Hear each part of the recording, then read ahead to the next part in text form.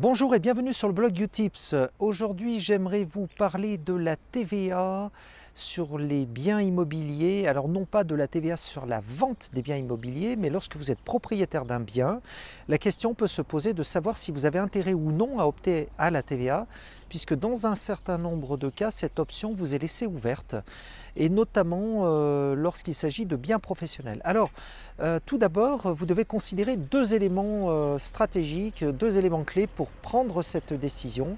C'est de savoir si d'une part vous avez beaucoup de travaux à faire sur les locaux que vous venez d'acquérir, et si tel est le cas, eh bien effectivement l'option à la TVA peut devenir très intéressante puisque du coup vous allez pouvoir récupérer cette TVA. Mais la contrepartie de cette récupération de la TVA aura pour effet, si vous voulez, d'assujettir les loyers que vous percevrez ultérieurement sur ce bien à la TVA. Et ce, indépendamment de la qualité de votre locataire.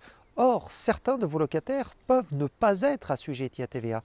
Tel est le cas par exemple de certaines associations loi 1901 ou encore tout simplement eh bien, des organismes publics qui eux ne sont pas assujettis à TVA, ou eh bien, certaines sociétés qui peuvent ne pas être assujetties à TVA, comme c'est le cas par exemple des sociétés de formation qui ont opté pour l'exonération de TVA.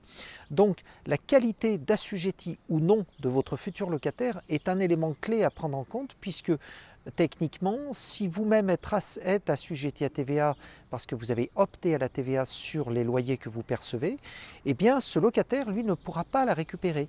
Et donc, il se retrouvera finalement majoré, son loyer se retrouvera majoré de 20% d'un loyer, on va dire, économiquement normal. Et cela risque de vous faire perdre cette catégorie de clients. Donc finalement, ne pas opter à la TVA quand on acquiert un bien professionnel présuppose que l'on n'ait pas de TVA à récupérer sur les investissements, les aménagements que l'on effectue sur ce local, d'une part, et d'autre part, présuppose que votre locataire lui-même n'est pas assujetti à TVA. Donc si ces deux conditions sont réunies, effectivement, vous n'avez pas trop intérêt à opter pour la TVA.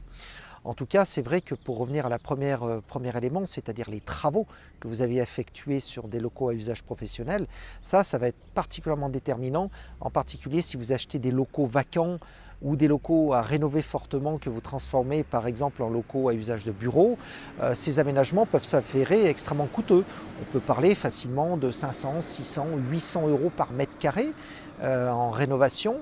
Et donc dès lors, eh bien, le compte peut être particulièrement lourd en termes de non-récupération de TVA si vous n'optez pas à la TVA sur dans ce type de configuration. Voilà, c'était Philippe Massou pour le blog Utips Business. Je vous dis à très bientôt. Excellente journée. Au revoir.